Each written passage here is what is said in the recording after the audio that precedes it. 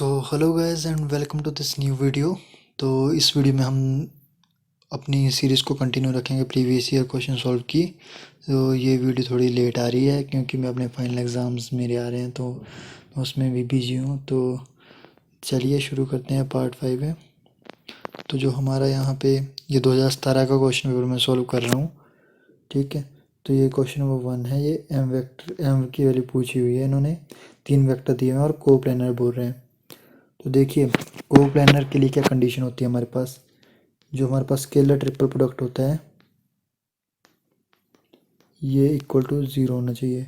यहाँ पे वेक्टर लगा लीजिए, ठीक है। तो अगर आप ऐसे स्केलर ट्रिपल प्रोडक्ट पेपर में निकालने लगोगे तो आपको टाइम लग जाता है, वहाँ पे 1 मिनट या 1.5 मिनट होता है आपके पास। तो चलिए इसके लिए मैं आपको एक ट्रिक बता देता हूँ, ठीक है। ये स्केलर ट्रिपल प्रोडक्ट आपको 0 करना है, तो मैं आपको एक ट्रिक बताता हूँ। इसके लिए आपको क्या करना है, मैट्रिक्स फॉर्म लेनी है, ठीक है।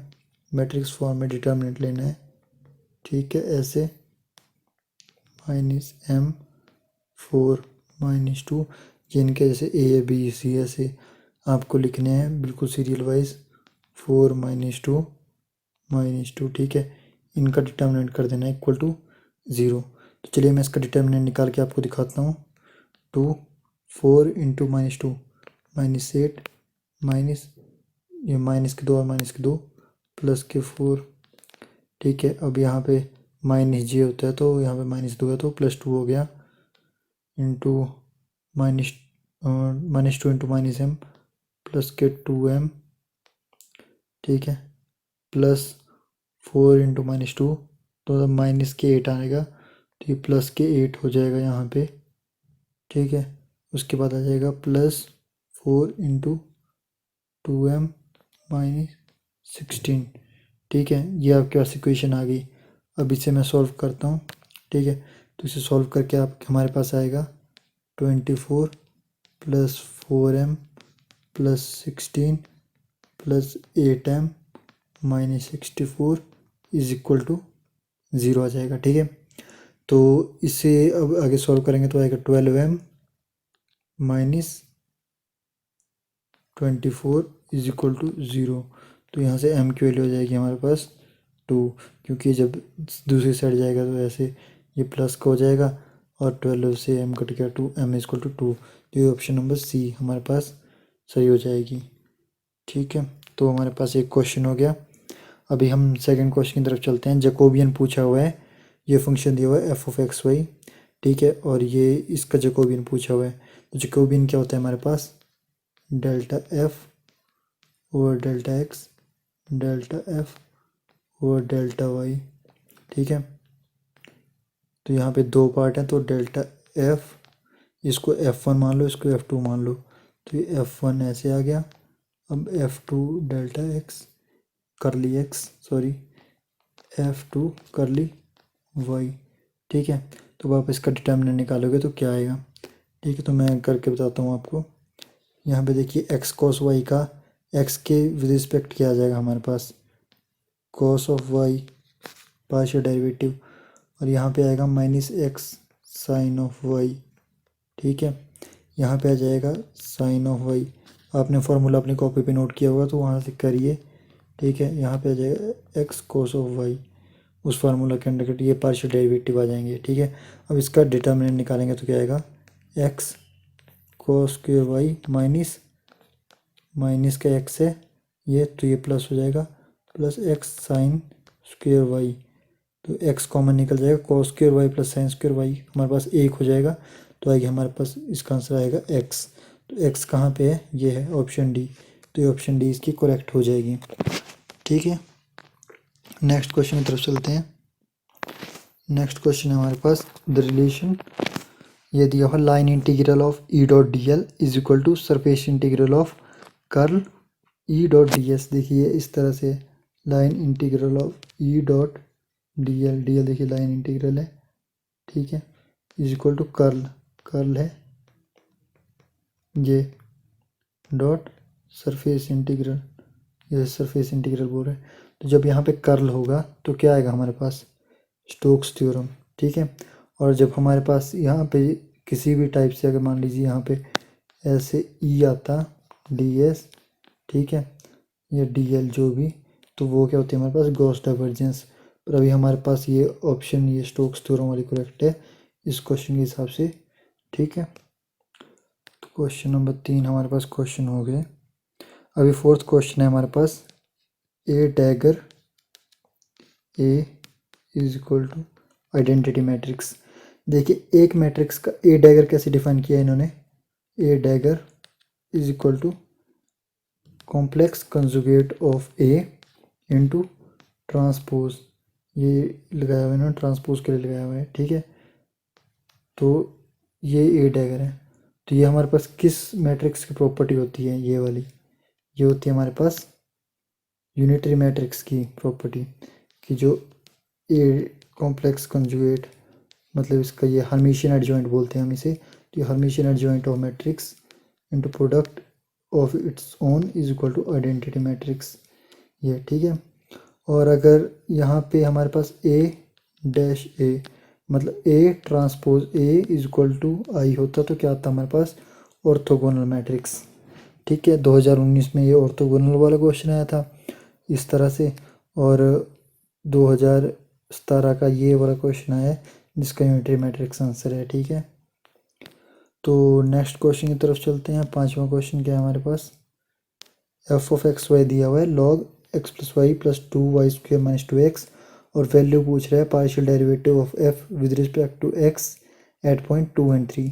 देखिए पहले इसका पार्शियल डेरिवेटिव करते हैं, ठीक है, एफ का। तो ये क्या आएगा हमारे पास, लॉग है तो लॉग का वैल्यू नीचे चल जाती है, x Y plus 2y² minus 2x, ठीक है। अभी ये जो अंदर वाला फंक्शन है इसका फिर से डेरिवेटिव होगा तो क्या आएगा हमारे पास, एक्स वाई में से क्या आ गया y, ठीक है, और प्लस 2y² का 0 आ गया माइनस 2। अब यहाँ पे x की वैल्यू 2 और y की वैल्यू 3 दी हुई है, तो ये पुट करेंगे तो क्या आएगा हमारे पास 3 माइनस 2 बटे 3 दूनी 6 प्लस 2y², 3 का स्क्वायर 9, 9 इंटू 2 18 माइनस 2x, यहाँ पे 4, ठीक है। तो यह गया 1 6 माइनस 4 2, 18 प्लस 2 20, 1/20। तो ये कौन सी ऑप्शन है हमारे पास, सी ऑप्शन है। तो पांचवे क्वेश्चन क्या हो गया हमारे पास, सी ऑप्शन। तो चलिए नेक्स्ट क्वेश्चन की तरफ चलते हैं। नेक्स्ट क्वेश्चन देखते हैं क्या है हमारे पास, F of X equal to X cube, Fourier coefficient A nought बोला हुआ है।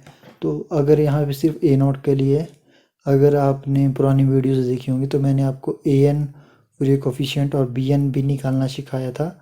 तो अगर आप ए एन और बी एन सीखना चाहते हैं तो आप वहाँ से सीख सकते हो, ठीक है। ए नॉट में यहाँ पे आपको फिर से बता देता हूँ। देखिए फूरियर सीरीज़ क्या होती है हमारे पास, F of X is equal to A nought by 2। जब यहाँ पे ए नॉट होता है इसको हम कांस्टेंट बोलते हैं, ठीक है। ए नॉट बाई 2 को कांस्टेंट बोलते हैं पूरे को, मतलब अगर आपको ए नॉट पूछा हुआ तो आप ए नॉट निकालोगे, अगर कांस्टेंट पूछा हुआ तो ए नॉट बाई 2 निकालेंगे, ठीक है। तो ये फ्री सीरीज में लिख रहा था, summation of N is equal to 1 up to infinity A N cos of N X plus summation N is equal to 1 up to infinity B N sine of N X, ठीक है। ये Fourier series आ जाती है हमारे पास। तो यहाँ पे हमें अभी क्या फाइंड करना है, ए नॉट, ठीक है। तो ए नॉट क्या आता है हमारे पास, 1 ओवर बाउंड्री कंडीशन, ठीक है। बाउंड्री कंडीशन यहाँ पे कौन सी है, मैग्नीट्यूड चाहिए होता है, ऐसे होता है magnitude minus L X L, magnitude आ गया इसका एल, ठीक है। तो यहाँ पे दिया हुआ -2 से 2 तक के लिए, तो मैग्नीट्यूड आ गया इसका 2, ठीक है। लोअर लिमिट -2, अपर लिमिट 2, यहाँ पे F of x D x, ठीक है। मतलब कोई भी जिस तरीके से एफ ऑफ एक्स दिया हो तो D x, F of T दिया होगा तो डी टी, उस तरीके से आ जाएगा, ठीक है। तो अभी मैं इसको यहाँ से इरेज करता हूँ। एफ एक्स की वैल्यू क्या दी हुई है हमारे पास, एफ एक्स की वैल्यू दी हुई है हमारे पास एक्स क्यूब, ठीक है। तो जब इसकी इंटीग्रेशन करेगा तो आएगा x4/4। तो ठीक है, मैं इसको आगे कंप्लीट करके दिखाता हूँ आपको। ये आ गया हमारे पास यहाँ पे 1/2 इंटू x4/4 -2 से 2 अपर लिमिट, ठीक है। तो अब यहाँ पे देखिए 1/8, 4 इंटू 2 1/8 आ गया। 2⁻⁴ माइनस 2⁻⁴, 2 होता है 16, माइनस 2 भी होता है 16, तो ये कैंसिल, जीरो हो जाएगा। 0 इंटू 1/8 इज इक्वल टू 0। तो ये कौन सी ऑप्शन है हमारे पास? B option. तो बी ऑप्शन आप टिक कीजिए, बी ऑप्शन आपकी राइट है, ठीक है। और अगर आपको ए एन और बी एन की वैल्यू निकालने देखनी है तो पार्ट नंबर 2 में एक क्वेश्चन करवाया हुआ है मैंने, वहाँ पे आप देख सकते हो। तो चलिए नेक्स्ट क्वेश्चन देखते हैं। 7वां क्वेश्चन आता है हमारे पास। इन्फिनाइट सीरीज दी हुई है, 2 -5 3, 2 -3 5, ठीक है। और इस तरह इन्फिनिटी तक जा रही है। तो नेक्स्ट टर्म होगी हमारे पास -2 3 5, इस तरीके से आगे आगे जाते, मतलब नेक्स्ट टर्म आएगी हमारे पास, ये यहाँ पे दिया हुआ है ना, 2 -5 3, ठीक है। 2 -3 5, नेक्स्ट आएगी हमारे पास 3 -2 5, इस तरीके से आगे आगे चलती रहेगी। तो ये कौन सी सीरीज़ है हमारे पास? Oscillatory series. इसका क्या मतलब हुआ? देखिए ये खुद को रिपीट कर रही है, कभी 2 पॉजिटिव का -5 + 3 इसका मैग्नीट्यूड लेके चलते हैं, 2 यहाँ पे प्लस का 5 हो गया मैग्नीट्यूड में, 3 2 3 5 3 2 5, ठीक है। तो इस तरीके से जा रही है। तो इसे हम क्या बोलते हैं, मतलब कन्वर्जेंट क्या होता है? जैसे कोई सीरीज जा रही है, ठीक है, वो जीरो को अप्रोच कर रही है, ठीक है, मतलब ऐसे, मतलब कोई सीरीज ऐसे आ रही है तो वो बंद हो जा रही है, ठीक है। डाइवर्जेंट होती है उल्टा इसका, मतलब कन्वर्जेंट ये हुई, ठीक है, डाइवर्जेंट ही ऐसे हुई, इसकी डायरेक्शन अपोजिट। तो ऑसिलेटरी क्या हुई कि ये ऐसे सीरीज है, यही 2 3 5, ठीक है, 5 3 2, 2 3 5, ये मैं इन टर्म के बता रहा हूँ आपको कि मतलब ये ऐसे ऑसिलेट कर रही है, ठीक है। तो ये ऑसिलेटरी सीरीज होगी हमारे पास, 7वें का ऑप्शन सी, ठीक है। आप यहाँ से वैल्यूज देख के आप उसको बता सकते हो। तो नेक्स्ट क्वेश्चन की तरफ चलते हैं। 8th क्वेश्चन है हमारे पास। Which of following test does not give absolute convergence of the series. देखिए रूट टेस्ट क्या होता है हमारे लिए, एब्सोल्यूट कन्वर्जेंस पूछ रहे हैं, तो आपको अभी मैंने कन्वर्जेंस बताया। तो इसमें से कौन सा टेस्ट नहीं देता है एब्सोल्यूट कन्वर्जेंस? तो होता है लेबनिज़ टेस्ट, ठीक है। लेबनिज़ टेस्ट में क्या होता है, वो अल्टरनेटिंग सीरीज़ वगैरह, ठीक है, अगर मैं करवाने लगूंगा तो बहुत ज़्यादा टाइम उसमें लग जाएगा, वो आपने पढ़ा होगा बीएससी में। और अगर नहीं पढ़ा है तो आपको आगे पढ़ने की अब इसको ज़रूरत भी नहीं है, एंट्रांस तक के लिए ये टेस्ट। तो ये इसका लेबनिज़ टेस्ट आंसर आएगा, ठीक है, अल्टरनेटिंग सीरीज़ के लिए होता है। तो क्वेश्चन नंबर 9 की तरफ चलते हैं। यहाँ पे पूछा हुआ है total surface area of closed surface area. यहाँ पे एक टोटल सरफेस एरिया गलत दिया हुआ है, यहाँ पे एक क्वेश्चन होना चाहिए था टोटल सरफेस चार्ज, ठीक है, ऑन क्लोज सरफेस एरिया, तो वो होता है हमारे पास 0, ठीक है। इस क्वेश्चन को आप करेक्ट कीजिएगा, टोटल सरफेस चार्ज होगा। क्योंकि देखिए हमारे पास कई बार ऐसे क्वेश्चन गलत टाइप हो गए आ जाते हैं, गलत प्रिंट हो जाते हैं, तो उनका क्या होता है, ग्रेस मार्क मिलता है। तो हो सकता है इस क्वेश्चन का ग्रेस मार्क मिला हो 2017 में। तो यही है total surface area of close surface area, कुछ भी नहीं होता है, ठीक है। तो इसका ये क्वेश्चन होना चाहिए था total surface charge of a close surface area, ठीक है। तो उसका आंसर आता है 0। तो नेक्स्ट क्वेश्चन की तरफ चलते हैं। नेक्स्ट क्वेश्चन है हमारे पास 10th question. A body is moving under the action of inverse square force, ठीक है। इनवर्स स्क्वायर फोर्स क्या होती है, मैंने आपको पहले ही बताया हुआ है, फिर से बता देता हूँ। F is equal to gravitational force, देखते हैं gravitation constant into m1 m2 mass of first body into mass of second body over distance between them, ठीक है। उस तरह से कूलम फोर्स आती है हमारे पास, F is equal to K constant into charge 1, charge on body 2 over R square. तो इनवर्स स्क्वेयर फोर्स क्या होती है, देखिए F directly inversely proportional to R square आ रहा है, तो मतलब इन्वर्स स्क्वेयर हो रहा है इसका, F is directly proportional to R inverse. तो जो फोर्स आर इन्वर्स स्क्वेयर को देखिए जो कर रही है, प्रोपोर्शनल हो रही है, तो उसे बोलते हैं हम इन्वर्स स्क्वेयर फोर्स। तो अभी ग्रेविटेशनल का हमने एग्जांपल लिया है यहाँ पे। तो देखिए केप्लर्स लॉ होता है ग्रेविटेशन में, वो क्या बोलते हैं कि कोई भी प्लेनेट होता है वो इलिप्टिकल पाथ में मूव करता है, ठीक है। किसी ये इलिप्स का सेंटर आ गया, ठीक है, तो इलिप्टिकल पाथ में मूव करता है। तो ये इसका प्रिंसिपल मेजर एक्सिस आ गया, ठीक है। तो इसेंट्रिसिटी क्या होती है, E equal to A by B. इसमें ए क्या होता है, ए ये छोटे वाला और बी होता है ये बड़े वाला, ठीक है। ये कैपलर्स लॉ भी है, आपने पढ़ा होगा, मैंने पुरानी वीडियो में भी समझाया हुआ है कैपलर्स लॉ, तो आप वहाँ पे देख सकते हो, वो पार्ट 2 या पार्ट 3 में होगा, ठीक है। तो अब यहाँ पे देखिए ए जो है वो बी से स्मॉलर है, ठीक है। ऑलवेज ए जो बी से स्मॉलर रहेगा। तो मान लो ए की वैल्यू है हमारे पास 2 और बी की वैल्यू आ गई हमारे पास 10, ठीक है। तो ये आ गया 2/10 इसको टू 0.2। तो 0.2 1 से कम है, ठीक है। तो इसेंट्रिसिटी हमेशा 1 से कम होगी। तो ये सी ऑप्शन इसकी करेक्ट है, क्वेश्चन नंबर 10 की ऑप्शन नंबर सी, ठीक है। अभी नेक्स्ट क्वेश्चन की तरफ चलते हैं हम। Reduced mass of two equal masses. देखिए रिड्यूस्ड मास क्या होता है, R M is equal to mass of first body, ठीक है, into mass of second body over mass of first body plus mass of second body. इसे हम कहाँ use करते हैं, जो हमारे फ्रेम ऑफ रेफरेंस होती है तो उसमें हम इसे यूज़ करते हैं। मतलब हम एक मास लेके चलते हैं कि रिड्यूस मास कर देते हैं दो बॉडीज़ का एवरेज करके, ठीक है।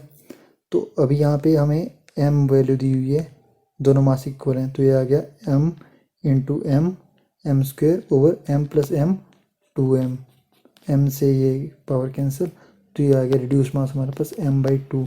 तो m/2 देखिए कौन सी ऑप्शन है, बी ऑप्शन है, ए ऑप्शन है। तो 11 का ए आंसर हो गया m/2, ठीक है। अभी हम चलते हैं नेक्स्ट क्वेश्चन की तरफ।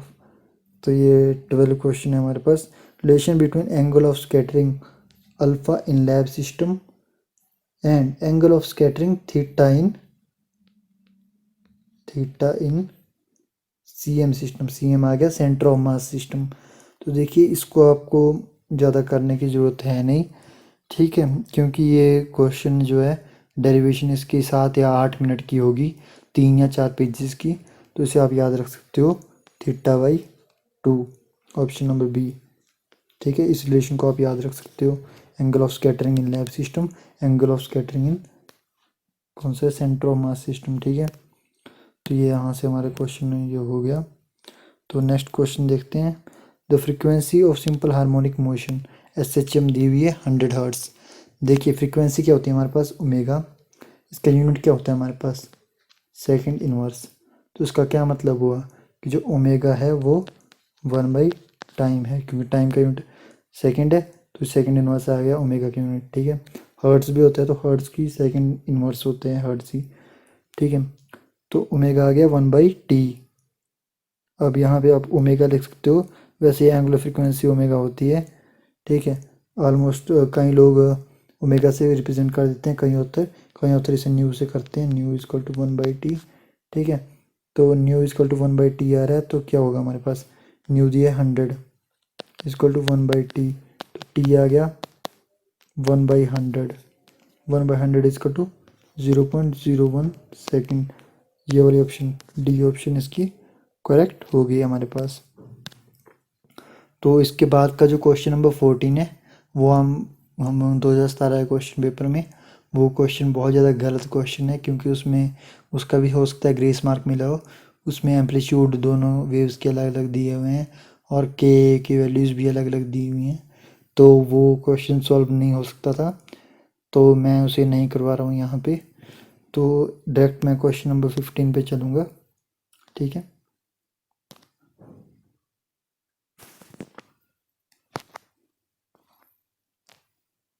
क्वेश्चन नंबर 15 आ गया हमारे पास। Spherical top satisfy the condition.